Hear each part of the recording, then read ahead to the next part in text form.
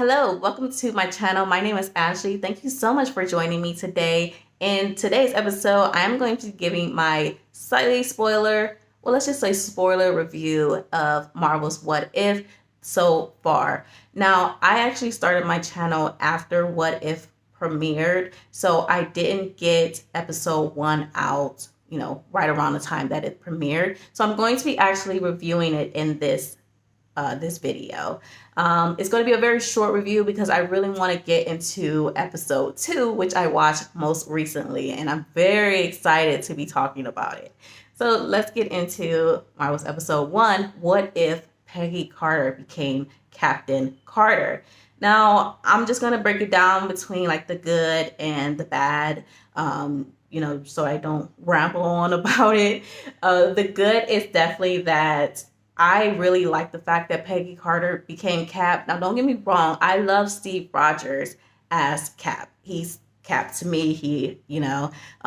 Actually, Cap isn't necessarily like my favorite Marvel character, but Steve Rogers as Cap is who we all know and love, right? But I loved her in this. I loved her sense of authority. I love how she moved, how she walked. I love that she was like big and bulky. I like that they didn't have her like all slender and meek, how they have women in these in shows and stuff.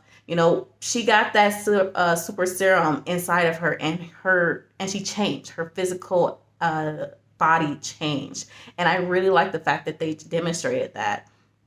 I love the voice acting. I thought Haley Atwell did a fantastic job. I thought that Stanley Tucci, he did a great job as well. I couldn't stand his character at times, and I'm going to be talking about that in a moment. I thought I forget his name, unfortunately, but the actor who voiced Steve, he did great. It's a little sad that Chris Evans didn't come in to voice his character. It would have been really awesome to see him and Haley Atwell balance each other out, because I know that they have pretty good chemistry. So that would have been really nice. But nevertheless, I thought that the actor did a great job. Sebastian Stan as Bucky, he came in to voice his character.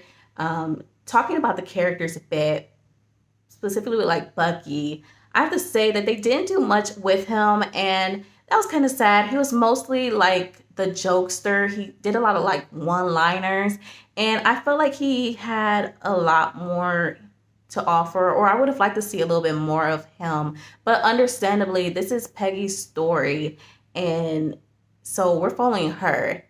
Bucky's not as much of a part of her life as he is to Steve, right? So I can understand why we wouldn't see much of him, but it would have been really nice to get a little bit more of Bucky's personality. Again, like I said, I really love Peggy Carter, and I thought that Steve was really great as well. I love how gentle and kind he was to Peggy. I really liked him. And Howard Stark, I also liked his character as well. In terms of like the action, I thought the action was great. They did a lot of like big movements that they definitely can't do in live action. Like, she's jumping off walls, she's punching on cars, and you have the slow-mo, and it's just so awesome to see and just so visually cool. The animation is awesome as well. I think it's very visually appealing. Something else I noticed was like the violence. It's a pretty violent show. Now, they never show blood in this, which is really, it's a standard for Marvel, I believe. But I'm just shocked. Like, she's like grabbing dudes through the wall, punching them through the wall. And I thought that was pretty cool that they didn't shy away from that violence. Now, in terms of like the aspect of Peggy being a woman in a war, they really play into that. And it makes sense, of course, because I'm sure that women dealt with, discrimination in the war, especially during this time period. I really did like that. I like that they touched upon it and they didn't shy away from how people reacted to her being a woman, basically like leading these men. There was a lot of pushback towards her. But getting into the bad, I do think that how the characters, particularly Stanley Tucci's character, Erskine, I believe his name was, he was so ridiculous at times. Like, there would just be several moments where he would constantly like belittle Peggy, mock her, constantly bring up the fact that she's a woman and thus she has little value, to the point that it felt almost kind of ridiculous. Now, I don't know what it's like to be a woman in a war, you know, a woman in an army or stuff like that. So maybe it is like that. But at the same time, I'm like, she's your best defense against these bad guys. So why are you antagonizing her? Like, it just doesn't make any sense. You think that he would want to use, you know, every piece of the puzzle that he has. Apart from that, the other thing I had an issue with was the storyline. This is basically Captain America. This is his story just with a woman. And I did not care for that at all. She's her own person. So there should be some changes. Like, she should have her own storyline. But it is basically Steve's storyline. Just the gender has been swapped. The ending changes. You know, she doesn't go into the ice. She instead just gets pulled into the future by an alien creature. But it's still the same exact story. It's just like a different covering over it. And I just didn't care for that at all. Still, though, that doesn't make me like the character any less. I would still love like a Peggy Carter as Cap spinoff, personally. So I'm going to stop there and move on to my review for What If episode 2.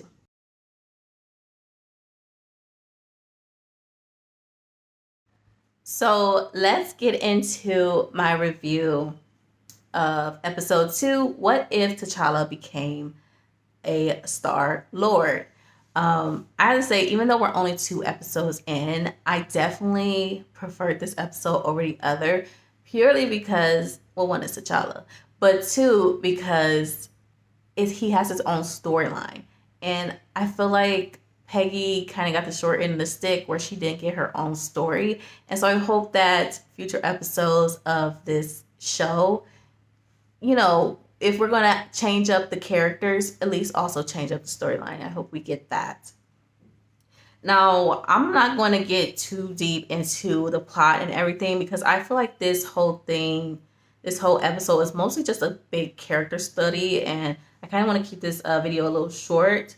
So just to give you like the general premise, T'Challa, he gets kidnapped as a child by the Ravagers. You know, they make a mistake. They accidentally mistake him for Peter Quill. You just have to watch the episode to understand why. He grows up to be like this legend in the galaxy. Everyone knows him. He has this kind of like Robin Hood style to him, where he steals from the rich and he gives to the poor. The complete opposite of Peter Quill, who is just a thief. You know, he steals from other people. He learns from Nebula about this item called the Embers of Genesis, and it's a cosmic dust capable of terraforming ecosystems and eradicating galactic hunger. So, of course, T'Challa, who is just like this great guy who just wants to do great things, you know, or not great things, but he just wants to do great by other people. He wants to steal this so that he can help other people. Guess who has it? Is the Collector, who is actually the big bad in this universe, instead of Thanos. And we're going to talk about Thanos and the Collector in a moment. A long story short, because again, I just want to give like a general synopsis. He does manage to steal the Embers of Genesis from the Collector. The Collector gets his comeuppance, and T'Challa is able to return to his home. Actually, first, let's talk about the visuals. This show is so... First, I want to talk about the visuals, the animation. Same animation as the first episode, but for some reason, this one is just so much brighter. It's so colorful. Not for some reason. They very purposely makes it colorful, bright. Like the characters, all the characters are just so striking to look at, so visually appealing. And it kind of has like this neon look to it. It reminds me of Samurai Jack for some reason. Like there's just moments where like Samurai Jack he would enter like a city or something, and it's always like pulsing music and bright lights and weird characters. It felt so Samurai Jack to me, and I don't know if that was something they were inspired by, but that's how I felt about it. I feel like there were a lot of things that inspired this episode. I got some strong Lion King vibes at the beginning where a young T'Challa was talking to his father. It was very much like Simba, remember who you are type of stuff. And yeah, I just felt that. And it made me think like, why is it with like all of these like African inspired type stories, there's always like this Lion King connection there. It's always the case. There's also some heavy Robin Hood inspirations, and they even say it in the show, where the reason why T'Challa it has convinced like the Ravagers to steal from the rich and give to the poor is because of stories that he's listened to as a child or read as a child based off of Robin Hood. And you just, yeah, that's basically like how he's set up throughout the show. Let's get into the characters. Prince T'Challa. Wow. Man, I miss Chadwick Boseman. I'm so sad to see him gone.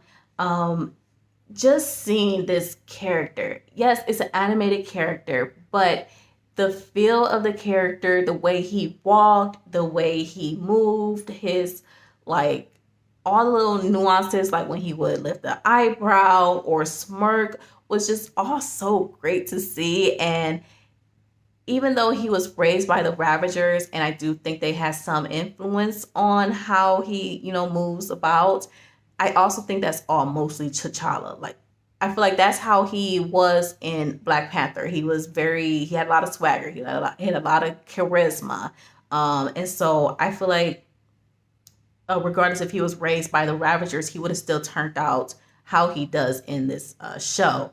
It was just so great to see him, and it made me really sad that we don't have Chadwick Boseman around anymore to continue portraying this character, because I feel like they really got the character's personality or they got the personality that Chadwick built in the live action movies, and they were able to put it into the animated character.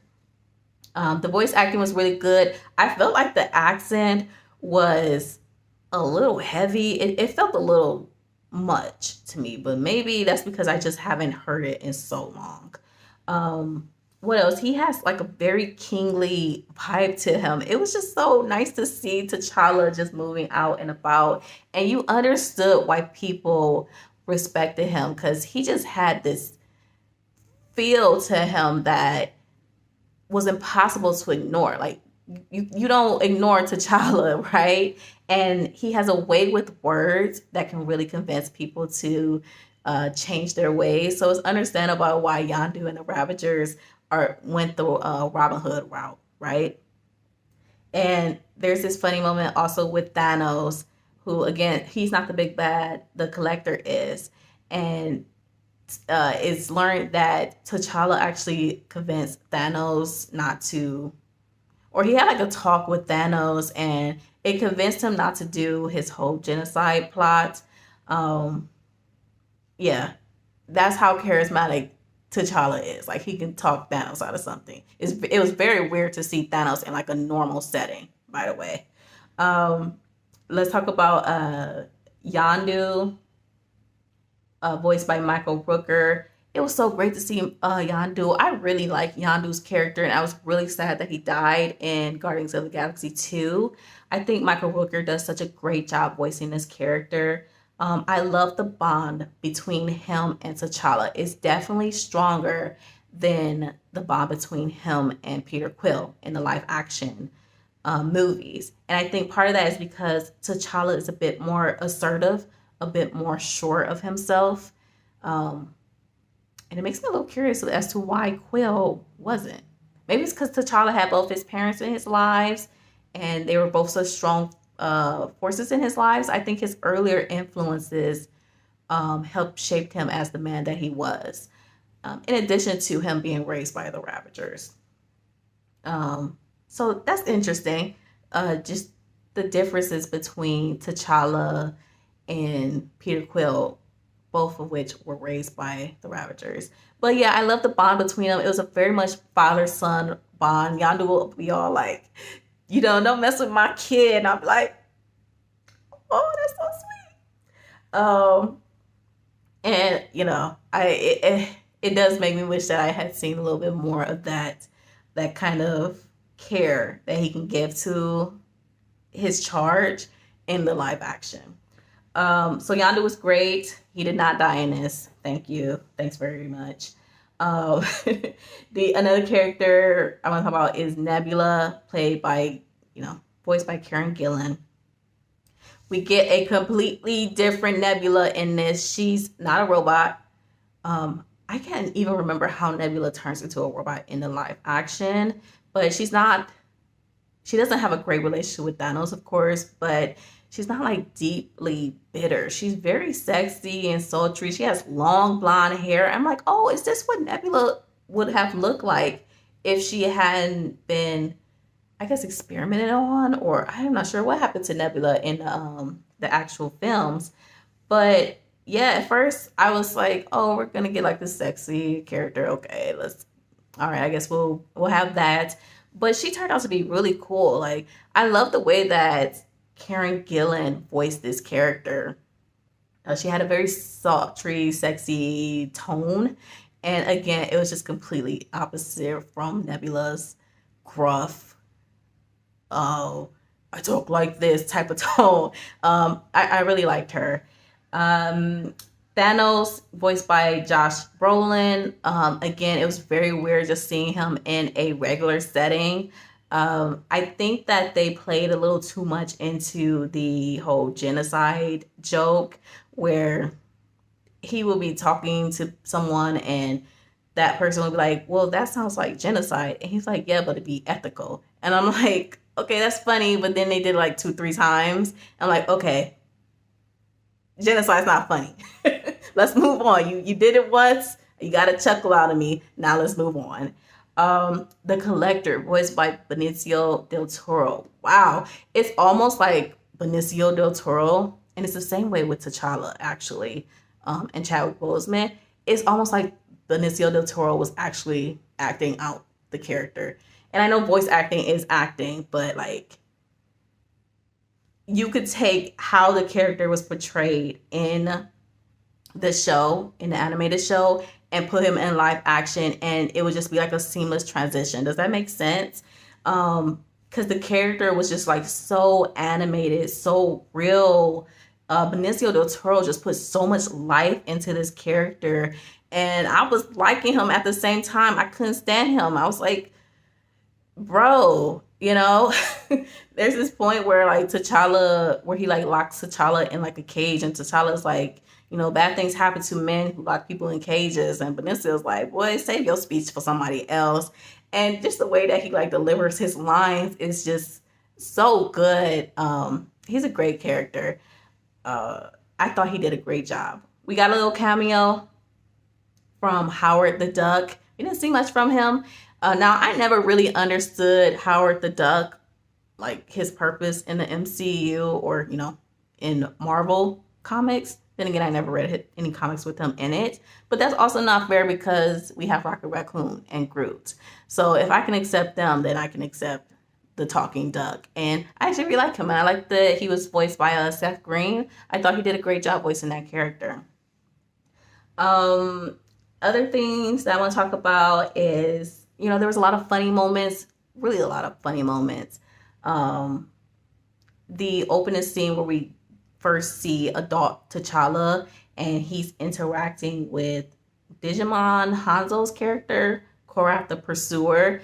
It's like a whole 5-minute take, and it lasted a little too long, but I love the exchange. I thought it was hilarious. This was perfectly well done. I really enjoyed this episode, and it makes me very excited about next week's episode. I guess one more thing is maybe I would like to see a little bit more of Wakanda. I would love to revisit this world and see what Wakanda became. when with T'Challa not there? What happened with Shuri and everyone else? We got Wakanda at the very, very end. So I'm very curious about what was going on with them. But that is my review of What If episode 2. Oh, no, what if T'Challa became a Star Lord? Great episode. I give it a 10 out of 10, honestly. If I had to give the episode 1, a ranking, I say that was an 8 out of 10, maybe a 7 out of 10, because I think that they kind of cheated a little with the story. But other than that, I did enjoy, in fact, both episodes. 2 is my favorite, and can't wait for the next one. So I will see you guys next time. Make sure to like, subscribe, and comment. You can check me out on Twitter, Facebook, Instagram. I would love to hear from you and your thoughts on this week's episode.